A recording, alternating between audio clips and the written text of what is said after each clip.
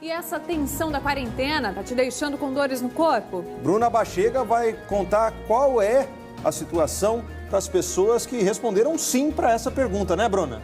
É verdade, a gente diz para essas pessoas que elas podem contar com a gente. Hoje eu vou conversar ao vivo com uma fisioterapeuta que é também ergonomista. Ela vai falar sobre como prevenir as dores que todo esse momento de tensão pode causar no nosso corpo. Daqui a pouquinho a gente fala disso. Muitos telespectadores mandaram mensagens contando como esse período mexe com os sentimentos, com as emoções, como é difícil para muitas pessoas lidar com todas essas questões, deixar de ver a família, o medo da doença, são muitos os sentimentos, né, Medo Carla? do desemprego, né? Angústia, tristeza, saudade, tantos sentimentos envolvidos. Entre as mensagens ontem, viu, Murilo, uma chamou bastante a nossa atenção. Foi a mensagem enviada pela Jane, moradora aqui de Prudente, e ela contou que fica tão tensa, tão ansiosa, que até trava o pescoço dela. Você também sente, não só na mente, mas também em outras partes do corpo, os efeitos de tanta preocupação? Então se liga nas orientações que a Bruna Bachega traz pra gente. Agora, ao vivo, traz orientações. Você também é dessas pessoas, Bruna, em que a ansiedade reflete aí no corpo também? Boa tarde. Oi, Carla e Murilo, boa tarde para vocês, boa tarde a todos. Olha, eu sou tranquila, mas confesso que acabo comendo mais quando estou ansiosa, isso reflete no corpo também. Quem vai explicar isso para a gente é a fisioterapeuta e ergonomista que está aqui do meu lado, doutora Ana. Comer também é um dos erros, né, doutora, durante esse período. A gente recebeu a mensagem da Jane, que o pessoal do estúdio explicou, que travou o pescoço. Ela disse que foi por causa da ansiedade. Eu falei também da alimentação. Como prevenir esse tipo de coisa? Boa tarde. Boa tarde.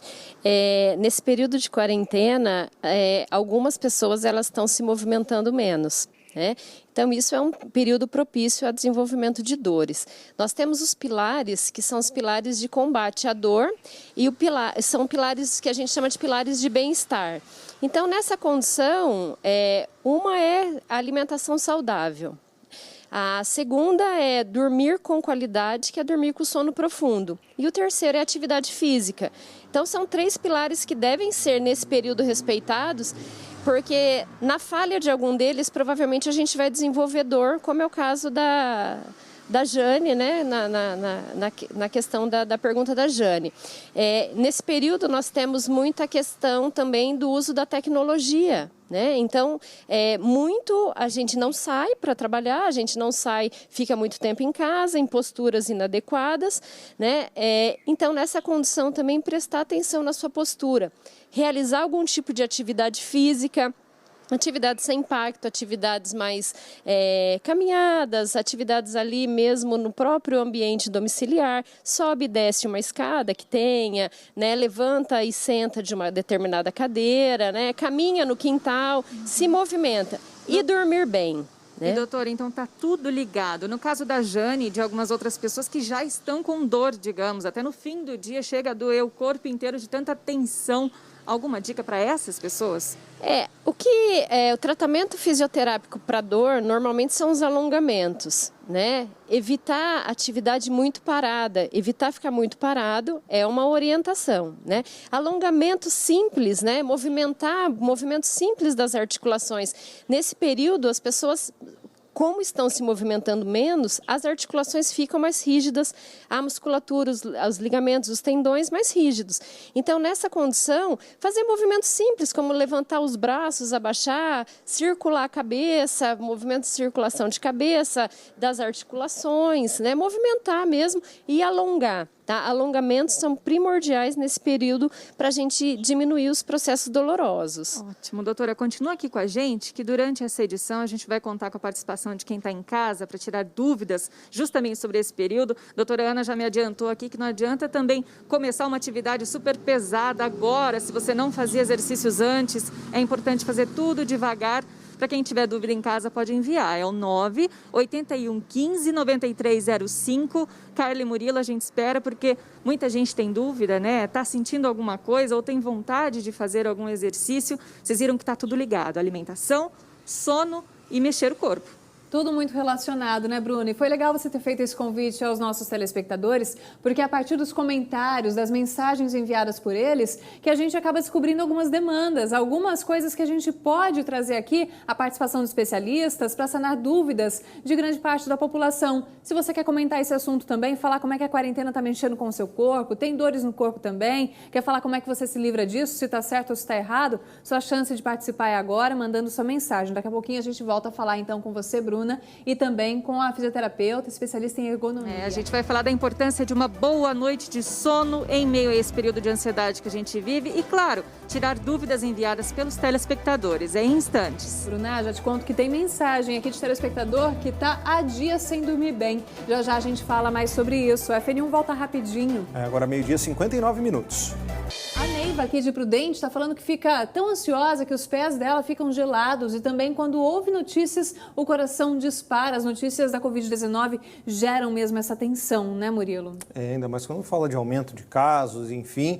E tem uma situação muito interessante que está relacionada a isso, que é o que a Vanessa relata para a gente. Ela mandou uma foto da fisioterapeuta no momento em que ela estava naquela entrada lá no comecinho do jornal e conta que sobre os reflexos ela sentiu no último sábado ao saber da notícia que a vizinha dela veio a óbito. E aí ela começou a sentir o corpo trêmulo, muito medo até de abrir a janela e conta que não vê a hora disso acabar.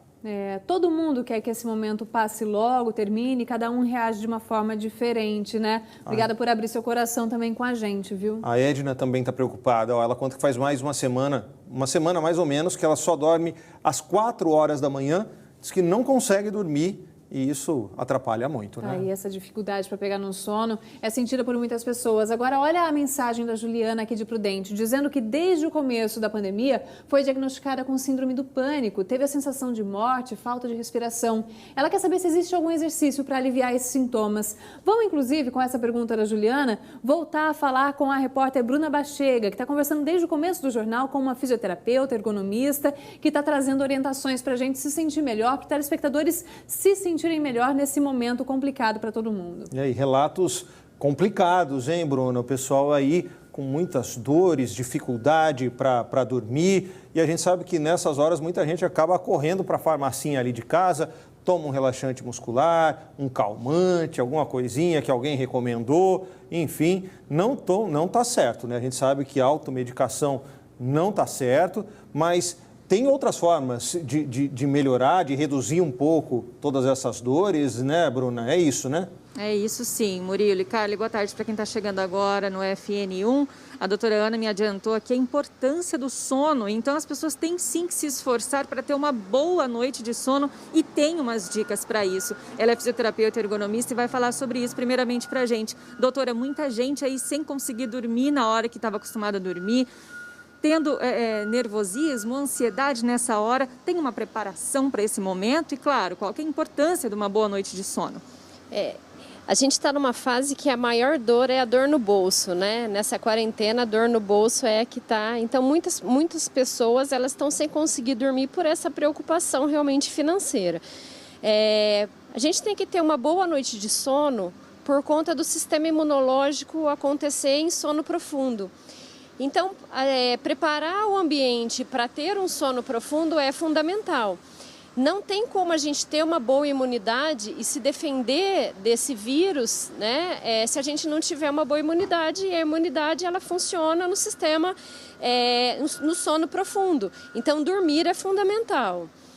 E a senhora estava me falando anteriormente quanto à escuridão, quanto ao café muito tarde, exercício físico que muita gente está tentando fazer em casa num horário inadequado. Me fala sobre isso de novo. Preparar o organismo para o sono é fundamental, o organismo e o ambiente. Atividades físicas próximo do horário de sono, bebidas com cafeína, bebidas estimulantes não são legais. E o ambiente, quanto mais escuro, mais interessante. Ambiente sem ruído e todas as luzes que nós pudermos apagar, como rádio-relógio, luz do LED, do ar-condicionado, deixar realmente sem nenhum foco de luz.